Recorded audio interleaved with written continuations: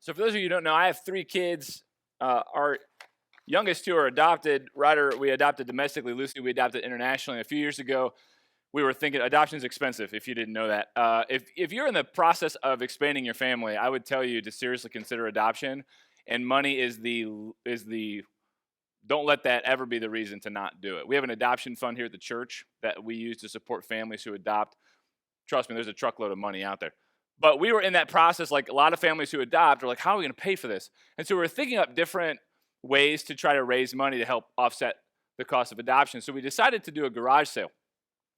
How many of you have done a garage sale? Great ideas. So we decided to do a garage sale, which I haven't researched this. We have to be the only country that does garage sales. So like literally, I mean, think about the premise of a garage sale. I own so much stuff that I don't need, most of which I didn't even know I had, that I can take the time to gather it all, collate it, organize it, in order to sell it to somebody else. So we go through our house, we get all this stuff, and you find stuff. You're like, I didn't even know. This has literally been in a box since college. I've moved this box 4 times to 4 different living places, and it's never come out of this box. Why do I even have this? So we get all this stuff, we organize it, put it in the garage, and then you got to go through the process of pricing everything.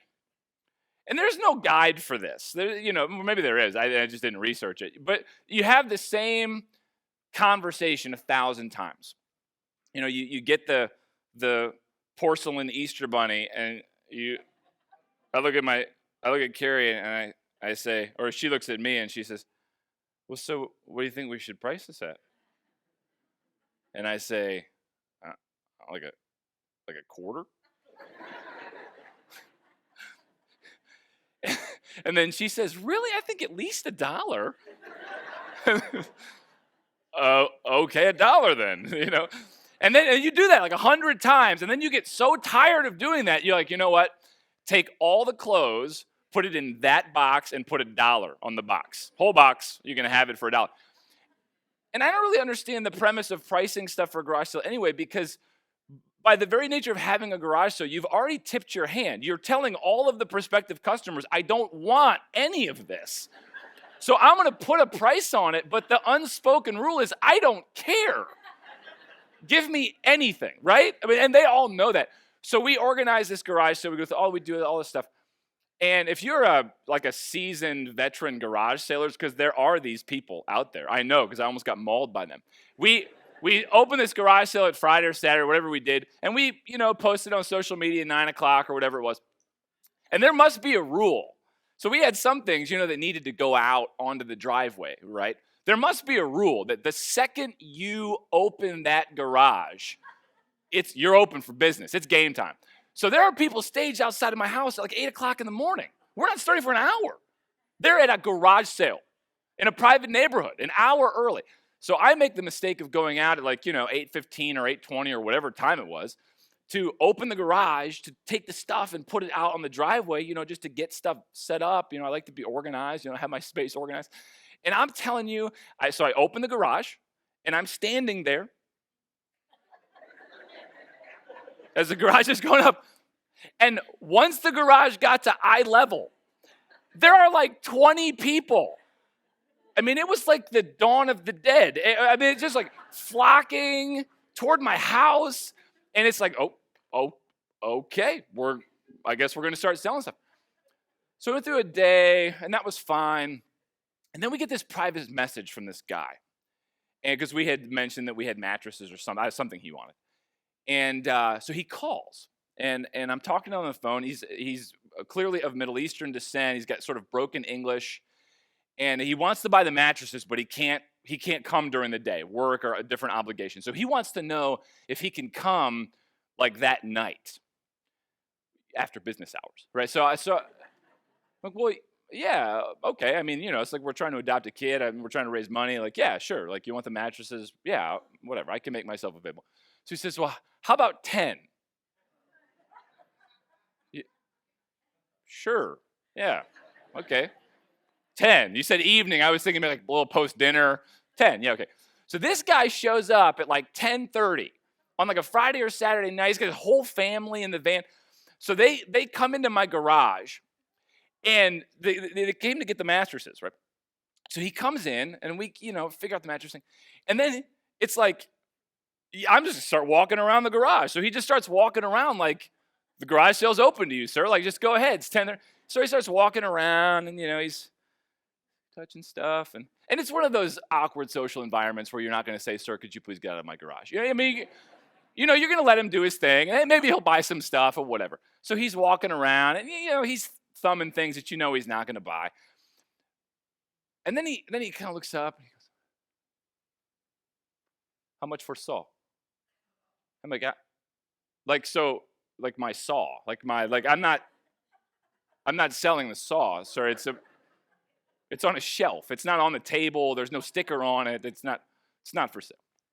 Well, okay. And so he looks around. How about saw horses? No, nothing with the word saw in is it for sale. It's just the mattresses and the stuff on the tables. Okay. How much for a bike? I mean, literally, this went on for 20 minutes. How much for a bike? So that's my daughter's bike. She rides it every day. She would be heartbroken if I sell the bike. How much do you want to pay for it? So I sold her the bike. Sold him the bike. And we were trying to raise money, guys. Come on. I think Nora's forgiven me. I threw in a set of ratchet straps to help him with the mattress so he would get out of there. But anyway. So we're doing this series that I'm calling Never Enough. We're talking about our culture's uncritical pursuit of more. That's how I'm defining the word progress. So when you hear the word progress, we typically experience that to mean bigger, better, more. We don't really know where we're going, which is sort of supposed to be implied with the word progress. We're just moving there as fast as we can.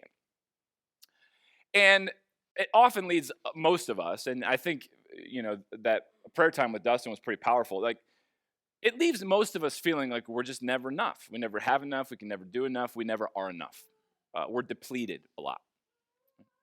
And so we're talking about how do we combat this? This is not the Jesus way. And so what we've been doing the last few weeks is taking a look at historic religious practices. I call them religious because they're not unique to Christianity, but Christianity certainly employs them in unique ways. A couple weeks ago, we talked about prayer. These are practices that, if engaged in consistently, are going to shape you in a different way. If you don't engage in these practices, you are engaging in practices. I mean, you get up every day and you go about your days and you are engaged in practices, life-shaping practices. You may not know to call them that, but that is what they are. And your minds and your hearts and even your bodies are being shaped in particular ways based on the practices that you engage in every single day, over and over again, day after day. You just may not know that you're doing it. So one of the things we're saying is, look, there are alternative practices that if you want to be shaped in the way of Jesus, you got to participate in them. You do. You're simply not going to become like Christ if you do not engage in practices that sort of combat the way of the world and how it shapes you. So we looked at prayer a couple weeks ago, sort of the mother of all the practices. Last week we talked about Sabbath keeping, this practice of trying to figure out how every week to live in a rhythm of work and rest, so that your life and your identity are not characterized by your productivity and what you can get done. And that's hard for us. This morning, we're going to talk about what I'll call simplicity or simplifying. Okay? Text I'm going to read to you is in Luke chapter 12. You heard the first verse of it already. It says this, so don't be afraid, little flock, for it gives your Father great happiness to give you the kingdom. Sell your possessions and give to those in need. This will store up treasure for you in heaven, and the purses of heaven never get old or develop holes. Your treasure will be safe. No thief can steal it, no moth can destroy it. Wherever your treasure is, there the desires of your heart will also be. Be dressed for service and keep your lamps burning. as though you were waiting for your master to return from the wedding feast. Then you will be ready to open the door and let him in the moment he arrives and knocks. The servants who are ready and waiting for his return will be rewarded. I tell you the truth, he himself will seat them, put on an apron, and serve them as they sit and eat. He may come in the middle of the night or just before dawn, but whenever he comes, he will reward the servants who are ready. Understand this. If a homeowner knew exactly when a burglar was coming, he would not permit his house to be broken into. You also must be ready all the time, for the Son of Man will come when least expected. Our uncritical pursuit of more is driven by fear. It's driven by fear. It may be a low grade of fear, but it's driven by fear. A fear of any number of things. There was a real scarcity of resources in first century Jewish culture. Jesus is teaching his disciples. He's been telling them, don't worry. Don't worry about, I want you to imagine, anytime Jesus talks, I want you to try to imagine what it would be like to actually be walking with him and for him to look at you and actually say these things and how you would receive them. So when he looks at you and he says, don't worry. Don't worry about what you're going to eat or what you're going to drink or what you're going to wear. People in the world worry about that stuff. It consumes them. Don't worry about those things. Because like a loving parent, it gives me good pleasure to take care of you. I know what you need, and I'm gonna make sure to provide for you. And that's the people who had a legitimate reason to worry. Resources were scarce in their world, and yet Jesus tells them not to. Right? He says things like, look at the birds. I got them covered. Check out the flowers. They're dressed pretty well. Look, if I take care of them, I'm going to take care of you. You don't think you're more important to me than birds and flowers? So he says, don't worry. Our pursuit of more, our inclination toward progress is often rooted in fear, which is interesting because for us, we don't live really. I mean, for those of us in this room, in this place, in this culture, we don't live in an environment of a scarcity of resources anymore. I mean, our evolutionary biology is still hanging on like we are. So many of us walk around with this low-grade fear, worry about what we will eat, what we will drink, what we will wear. Maybe not those specific material possessions or right now, but maybe tomorrow or the next day or in a week or in a month. I mean, we spend a lot of our time working and earning and saving, and there's a fine line, and I don't know where it is, and I don't know when or I've crossed it, but there's a fine line between being wise and thinking about your future and providing for the future and not trusting God to provide for you then the way God provides for you now. And I'm not claiming to know where that line is, but there's a difference in our hearts. There's a difference that goes on inside of us. But do I actually believe that there is a God who superintends over reality and that my life is actually materially dependent on this God? So our uncritical pursuit of more is often driven by a low-grade fear. Scarcity of resources. Maybe not that we'll have, something to eat or drink or wear, but maybe how. Most of us have a fear of being dependent on other people. When the day comes and I finally get fired and I'm jobless, I'm not really concerned that I'll be able to eat and have something to drink and have something. I'm not worried about that. I don't think.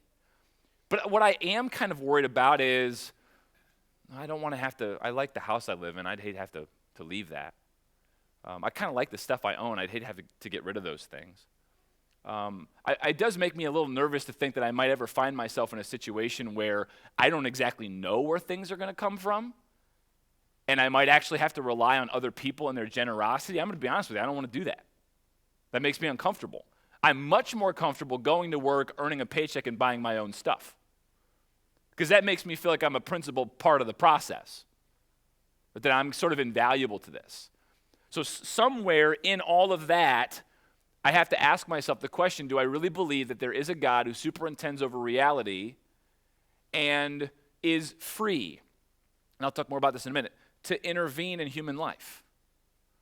And I actually believe that my material well-being is anchored in God's nature and the reality of God. And the reality is that if that God is like a good and loving parent who's going to make sure that I have what I need, then it doesn't really matter where it comes from. But that's not how I live most of the time. And I imagine you don't either. Our uncritical pursuit of more is driven by fear. And here's why Jesus doesn't want you to worry about these things. Because our pursuit of the things that we think we need often, and the worry about the stuff that we need, often leads us to pursue things that we don't need. Things that we just want. So we begin to accumulate, hence the need for a garage sale. We begin to accumulate way more than we need, fill our lives with all kinds of things that we want, which isn't inherently bad, until you start seeing the seamless way that want and need gets interchanged. So when was the last time that you were in your house and you were looking at maybe a blank wall, and maybe you looked at your spouse if you're married and you said, we need something for this wall. No, you don't. No, you don't need something for that wall. You may want something for that wall, and that's perfectly fine. There's nothing unhealthy about that. You may want something for that wall. Good for you.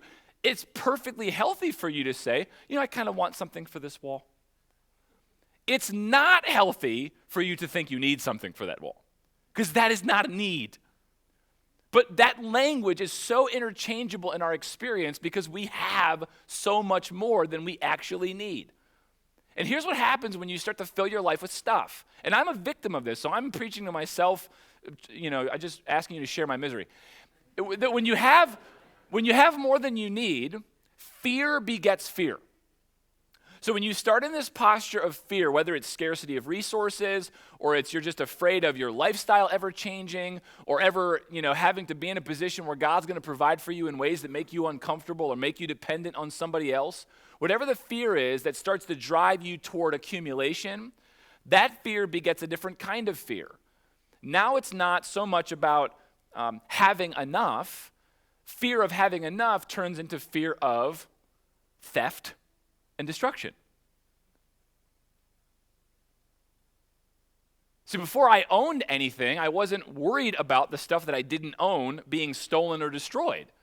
Now that I got a house full of stuff, there's a part of me that's nervous that it's either going to be stolen or destroyed, because it's become so much a part of my reality, my experience as a human person. And this is where this is really important. I don't think it has so much to do with I get worried about my stuff being stolen, but who is the object of the theft and the destruction? It's people. People are the ones who do the stealing and the destroying. Now, don't get me wrong. I'm not saying that there are not legitimately, people out there who, have evil intent towards you, and you ought to be a little cautious, okay, for your own safety and whatever. But I want you to consider if it's possible that our mass accumulation of stuff doesn't create in us a low-grade, almost imperceptible, fundamentally negative posture toward other people. That human beings are first a threat. Then once we can determine they're not a threat, then they can become something else. But they're first a threat.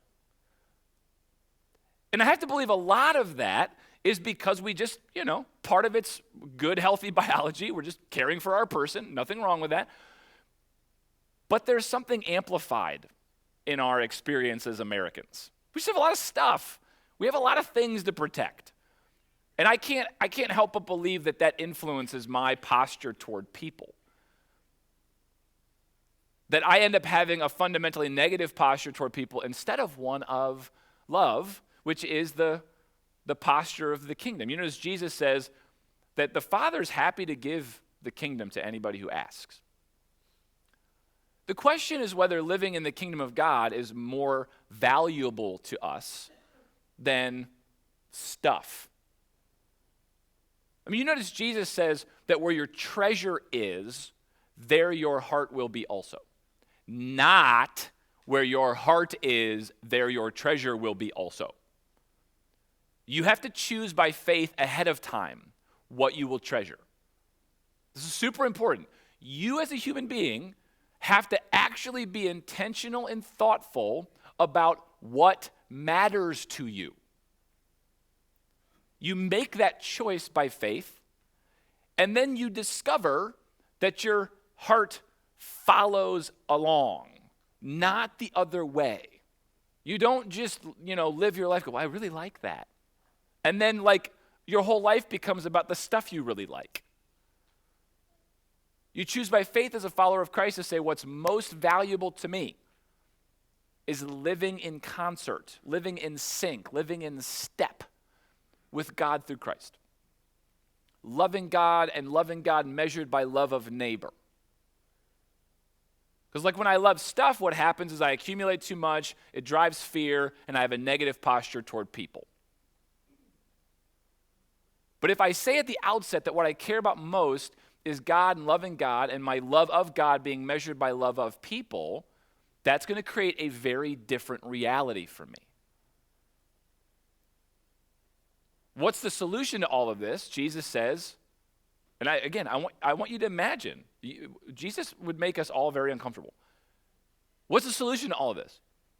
Jesus looks at people and his disciples who probably didn't have much, and he says, sell your possessions. Now, immediately when I say that, most of us are going, well, he couldn't possibly have really meant that. I mean, Jesus doesn't want us to sell our stuff. Yeah, he does. I mean, if he didn't mean that, he wouldn't have said it. I mean, I think he is definitely trying to communicate to us, hey, your stuff gets in the way sometimes. I don't think Jesus is saying, okay, you need to leave church right now, and you need to go home, and you need to get everything you don't need. I don't think that is the way that it ought to get applied in our life. But I do think it ought to be cause for critical reflection over our life of ownership.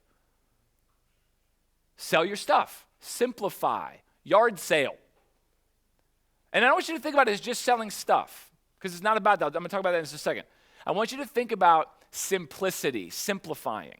But the example I used was selling stuff from our home that we didn't need so that we could have money to go do something that was important to us. I want you to think about simplifying as aligning your time and money decisions with what matters most. Because here's the reality. Your time and money decisions already reflect what matters most. It already reflects what matters most. That's why you have to decide where your treasure is first. And then heart and behaviors follow. I'm sure I could sit down with a lot of people and would say, oh yeah, I love God and I love people. But I don't spend any time with them and I don't spend any money on them. I spend a lot of time on this over here. I spend a lot of money on these things over here. But I really love God and love people. So this is why selling your possessions is like Jesus he gets right to it. You have to decide where your treasure is, and then your heart follows. And here's the kind of life that it leads to, okay?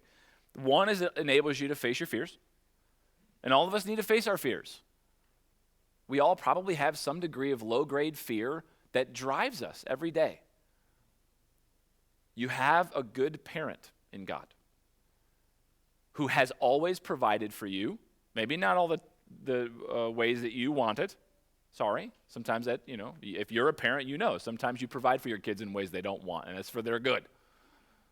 But you have a good parent who's got a pretty good track record. There's not a lot of There's not a lot of looking back and going, God really dropped the ball there. So I'm not sure I can trust God. So selling your stuff, thinking about how to use the stuff that you have or the money that you acquire from your stuff or the time that you acquire from no longer having all of that stuff, figuring out how to then redistribute that in things that are more important to you or should be more important to you, and recognizing that it's okay. It's okay that I don't have that thing anymore because I didn't really need it in the first place. I thought I did, but I don't. So it helps you to face your fears. The other thing it does is it orients you to a life of service and not consumption. Jesus says, be dressed and ready for service. Not, don't be gorging yourself on excess. Be dressed and ready for service. If you know the biblical narrative, when God first constituted a people, so the first time God brought people together in a human community, he led these Hebrew slaves out of Egypt, and they wandered through this desert wasteland, and he's going to bring them into this land that we call the Promised Land. It's the first time he gathers a group of people, and he constitutes them. He gives them a law. He's like, look, you're going to be a little microcosm of what I want human life to look like. And so here are some of the things that are really important, the way I want human life to operate. One is and I'm borrowing this language from Walter Brueggemann, one is an economics of equality. So everybody, just simply put, everybody has what they need. It's pretty easy. Remember, if you know the story, they were wandering through the desert and they didn't have anything to eat, and God said, okay, I'm going to provide you this substance. We'll call it bread, but and it's going to cover the ground, and every day you're going to get up and you're going to go outside and you're going to collect as much as you need. And big families will collect more and small families will collect less, but every family will have what they need. And that's how it works. And you don't save it, you don't store it up, because it rots. You just go out the next day and you just trust me and it'll be there. That's an economics of equality. Everybody just has what they need. That was the vision. A politics of justice. Put simply, just you take care of each other. You take care of each other. So, if your brother, he can't pay his bills, you don't sell him into slavery. You don't exploit him with exorbitant interest rates. You don't take his stuff from him as collateral. You welcome him into your home. You care for him, and you help him to get back on his feet. It's a politics of justice. What's most important in a vision for human society, as far as God's concerned, is a religion of freedom. And that does not mean what you think it means. When I say religion of freedom, you think freedom of religion. Religion of freedom means that God, as a sovereign agent, has the right to intrude and stir the pot. So whenever God decides that human beings are moving in a direction that God never designed for them to move, God is a free agent and can step into that situation and do something to correct it, to right the ship. And you always live in that reality, that I live as someone under the reign and rule of God, who is free to disrupt my life, personally and corporately. That was the vision. Economics of equality, politics of justice, and religion of freedom. And see, in that situation, things go well. Something happens when human beings organize complex societies. Economics of equality become economics of affluence, where now it's not about going out and just collecting as much as we need. Now it's about going out and collecting as much as we can get. And in order for you and I to have as much as we can get, there is somebody somewhere who's not getting what they need. Politics of justice become politics of oppression. You see this when Solomon becomes king. You get this very stratified hierarchy. You get Solomon and his court up here. They're like, the big dogs. They own everything. They get to decide everything. And he takes whole segments of their population, and they become basically forced labor with almost no rights.